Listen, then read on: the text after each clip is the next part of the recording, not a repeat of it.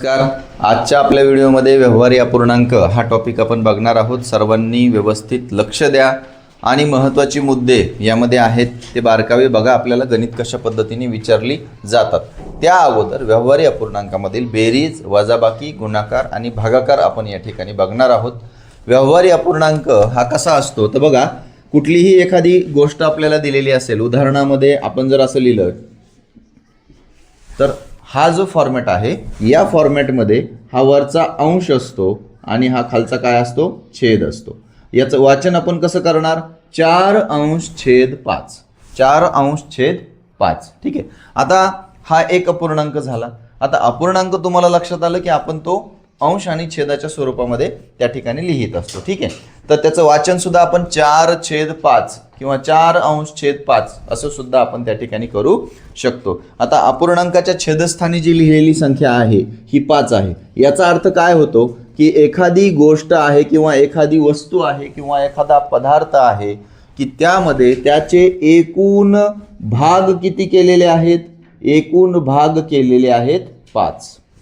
एकूण भाग किती केलेले आहेत, 5. कुठलाही अपूर्णांक आपण लक्षात घेत असताना अंश आणि छेद हे लक्षात घेताना जो छेदस्थानीचा अंक असतो तो एकूण भाग असतो आणि या एकूण भागापैकी किती भाग घेतले असा अर्थ त्यामध्ये होत असतो. म्हणजे या ठिकाणी काय लक्षात आलं आपल्या, तर मी 5 पैकी किती भाग घेतले, 4 भाग घेतले. बरोबर, मी 5 पैकी किती भाग घेतले, 4 भाग घेतले. आणि जी छेदस्थानची जी संख्या असते ती छेदस्थानची संख्या म्हणजे त्या ठिकाणी समान वाटा असतो. समान वाटा म्हणजे काय, समान वाटे पाडलेले असतात. समान वाटा, समान भाग त्या ठिकाणी आपण त्याचं लक्षात घ्यायचे असतात. तर 5 समान भाग पाडलेले आहेत. त्या 5 समान भागापैकी मी किती घेतले, 4 घेतले असा या अपूर्णांकाचा अर्थ होत असतो. ठीक आहे. तर आता यामध्ये याचं वाचन आपल्याला लक्षात आलं आणि अपूर्णांकाचा मिनिंग थोडक्यात लक्षात आला की छेदस्थानापैकी समान भाग त्यापैकी किती घेतले. उदाहरणार्थ आपल्याला परीक्षेमध्ये 20 आणि 14 असे आपण लिहितो. याचा अर्थ काय आहे की मला 20 मार्काची परीक्षा होती. या 20 गुणांपैकी मला किती गुण मिळाले, 14 गुण मिळाले असा त्याचा अर्थ होत असतो. ठीक आहे. म्हणजे 20 मार्काची परीक्षा, त्यात मला किती पडले, 14 मार्क पडले असा त्याचा अर्थ होत असतो. बरं ठीक आहे. आपल्याला परीक्षेमध्ये आता तुलना विचारलेली असते, अपूर्णांकांची तुलना आपल्याला करायची असते. मग अपूर्णांकाची तुलना नेमकी कशी करायची, ठीक आहे. तर बघा, यामध्ये समच्छेद अपूर्णांक म्हणून एक महत्त्वाची गोष्ट आहे. समच्छेद आणि भिन्नछेद. नीट व्यवस्थित लक्ष द्या. बघा, समच्छेद कशाला म्हणायचं की ज्याचा छेद समान आहे, ज्या अपूर्णांकांचा छेद समान आहे. बघा, आता मी 2 अपूर्णांक या ठिकाणी लिहिले. त्याचं उदाहरण समोर लिहिलंय तुमच्या. 4/7, 3/7 यांचे छेद कसे आहेत, समान आहे. मग या भिन्नछेद म्हणजे काय, तर त्यांचे छेद कसे असतील, वेगवेगळे असतील. अगदी बरोबर. ज्याचे बघा, आता यांचे कसे आहेत अपूर्णांकांचे छेद, वेगळे आहेत. 4/5 आणि 6/3 यांचे छेद कसे आहेत, हे वेगवेगळे आहेत. त्याच्यामुळे आपण त्याला काय म्हटलेलं आहे, भिन्नछेद. ठीक आहे. मग समच्छेद, भिन्नछेद हे तुमच्या लक्षात आलं असेल. आता बघा, या तुलनेमध्ये अपूर्णांकाची तुलना करताना 4/9 आणि 7/9.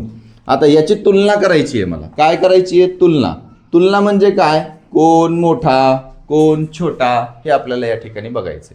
मग यामध्ये बघा, नियम साधा आहे, छेद सारखे आहेत. हे अपूर्णांक कोणते आहेत, समच्छेद अपूर्णांक आहेत. कोणते अपूर्णांक आहेत, समच्छेद अपूर्णांक आहेत.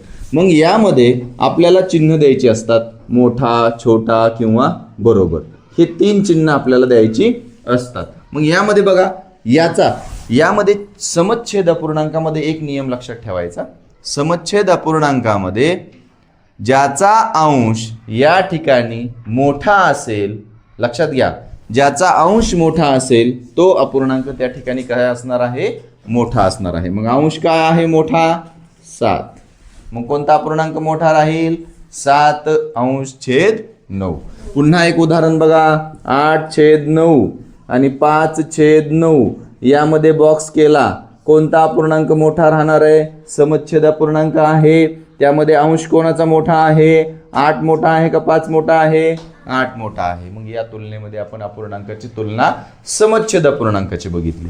पण यामध्ये जर आपल्याला प्रश्न असा आला मित्रांनो, भिन्नछेद आहे, 4/3 आणि 5/4.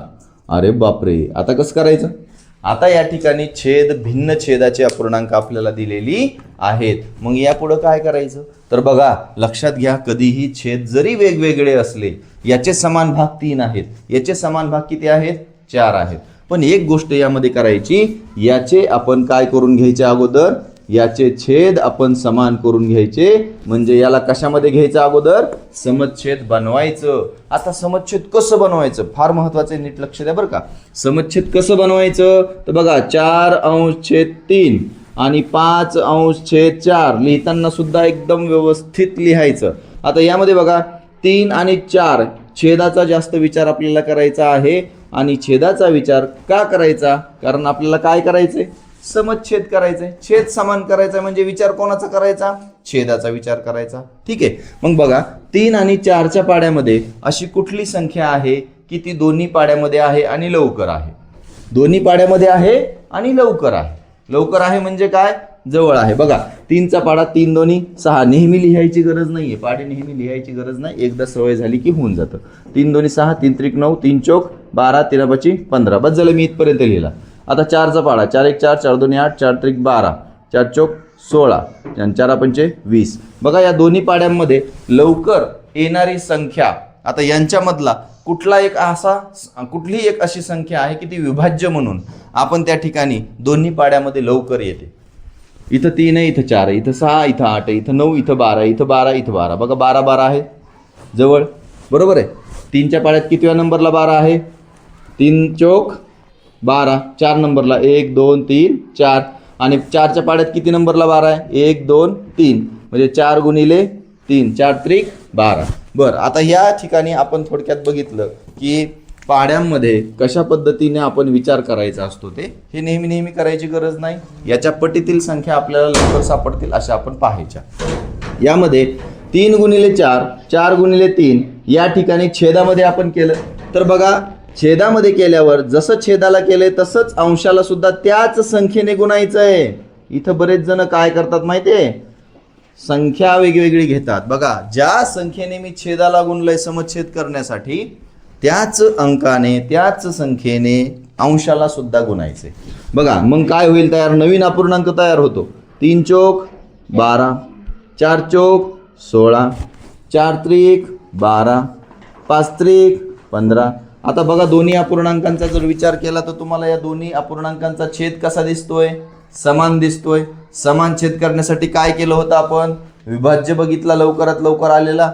मग 3च्या पाड्यात 12, 4च्या पाड्यात 12 आहे, मग आपण छेद 12 पण केला.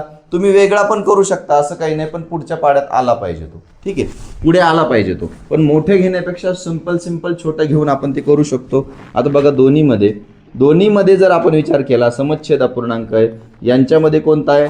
ज्याचा अंश मोठा तो अपूर्णांक या ठिकाणी काय असतो? मोठा असतो. समजलं? म्हणजे या ठिकाणी सिंपल नियम आपण एक बघितला होता की छेद सारखा असेल तर ज्याचा अंश मोठा असेल तो अपूर्णांक मोठा असतो. आणि जर छेद वेगवेगळे असतील तर त्याच्या अगोदर काय करून घ्यायचं? छेद समान करून घ्यायचा. छेद समान करून घेण्याचं आणखीन एक उदाहरण आपण या ठिकाणी बघूया मित्रांनो. चला तर बघा, आणखीन एक उदाहरण आपण छेद समान करून घेण्याचं बघूया. बघा, 6 छेद नाही, आपण भिन्न छेदाचं एक घेऊया आणि समान छेदाचं एक घेऊया. ठीक आहे. बघा, या ठिकाणी 5/6 आणि 7/8 घेऊया. ठीक आहे.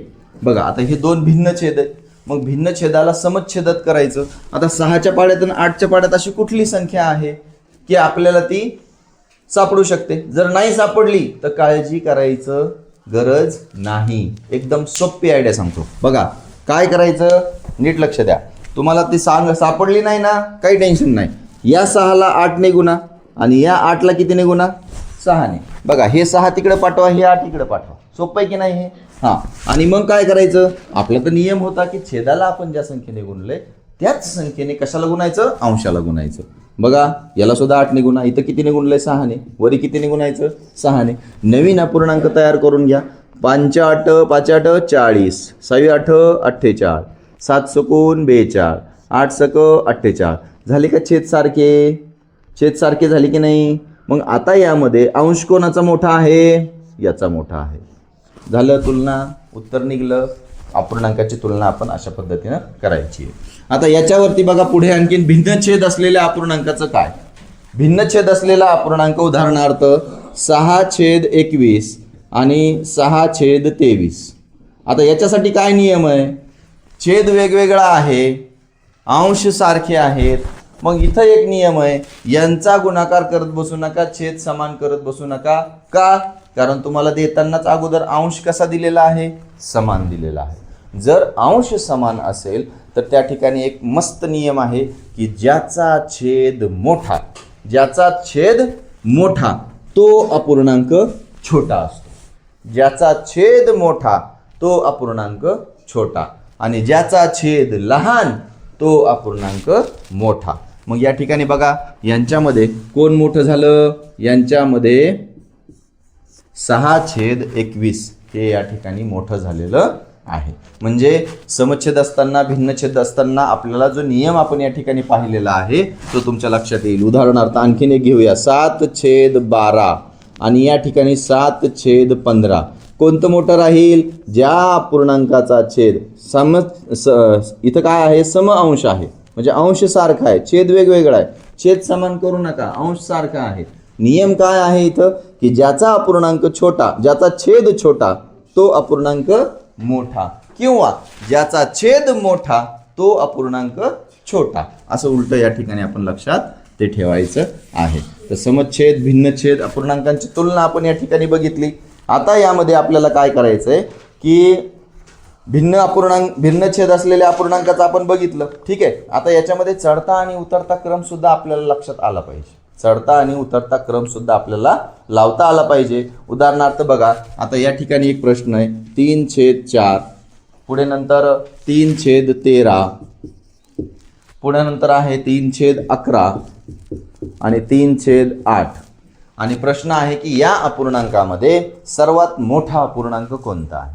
आता सर्वात मोठा अपूर्णांक काढताना काय करायचं बरं, तर याच्यामध्ये बघा एक नियम बसतो. कोणता नियम बसतो, या सगळ्यांचे अंश सारखे, या सगळ्यांचे अंश काय आहेत, सारखे आहेत.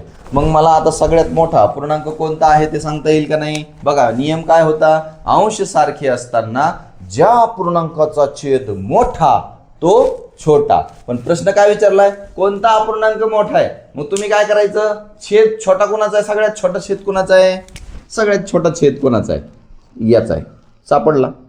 मग हा अपूर्णांक सर्वात काय झाला, मोठा झाला. कोणापेक्षा, या सर्वांपेक्षा. मग चढता क्रम लावता येईल. कसा लावायचा, चढत्या क्रमामध्ये हा सर्वात मोठा आहे, बरोबर. आता याच्यापेक्षा लहान पण दोघांपेक्षा मोठा. मग आता बघा सगळ्यात छोटा कोणचा होईल बरं, ज्याचा छेद मोठा तो अपूर्णांक छोटा, अंश सारखे असल्यावर बरं का. मग इथं हा सुरुवातीलाच येईल, त्याच्यानंतर हा येईल, त्याच्यानंतर हा येईल. बघा चढता क्रम झाला का नाही. म्हणजे अपूर्णांकाच्या तुलनेमध्ये आपल्याला चढता क्रम सुद्धा लावता आला पाहिजे. आता उतरता क्रम कसा करायचा, याच्याच उलट करायचं. चॅप्टर आहेत आपण सगळेजण, चढता क्रम केला की आपण काय करतो, उतरत्या क्रमाला लगेच उलट करायचं. बघा उतरता म्हणजे मोठ्याकडून छोट्याकडे, मोठ्याकडून छोट्याकडे. ठीक आहे, आलं लक्षात. हा आला आपला उतरता क्रम. आपण उतरू लागलो आणि हा काय आहे, इकडे असा चढतोय आणि हा असा खाली उतरतोय. म्हणजे उतरता क्रम, चढता क्रम सुद्धा आपण समान अंश असलेल्या अपूर्णांकाचा आपण त्या ठिकाणी लक्षात घेऊ शकतो. आता सर्वात महत्त्वाची यामध्ये एक गोष्ट आहे ती आपण या ठिकाणी बघणार आहोत.